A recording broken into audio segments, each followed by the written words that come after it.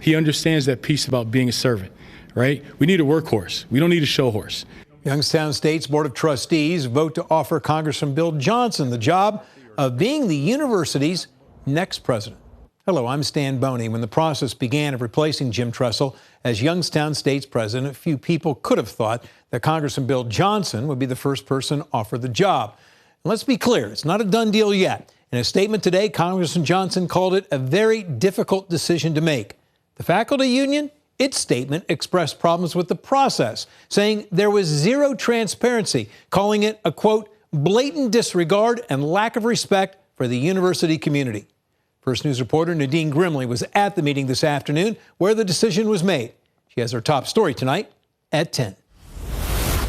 I move that Congressman Bill Johnson be offered the position of president of Youngstown State University. In an 8-1 vote during an emergency meeting Thursday afternoon, Youngstown State University's Board of Trustees moved to offer the job of university president to Republican Congressman Bill Johnson. We wanted someone who loved Youngstown State.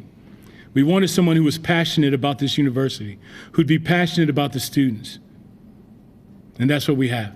Only board member Molly Seals objected to the decision to extend the offer to Congressman Johnson. I do not believe the congressman is right for this job. The university had been searching to fill the position left vacant when former President Jim Tressel retired. Johnson was one of 3 finalists for the job. Peterson says the other 2 had backgrounds in education. In a statement, Johnson says his focus remains on representing his constituents in the U.S. House of Representatives. He added he'll have a difficult decision to make should he decide the offer is a good fit. While some are excited about the possibility of Johnson becoming president, and I really believe that he'll do great things for us.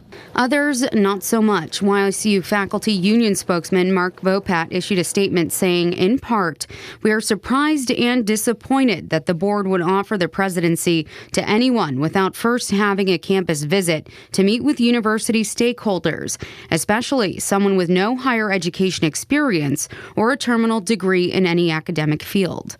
In Youngstown, Nadine Grimley, WKBN 27 First News.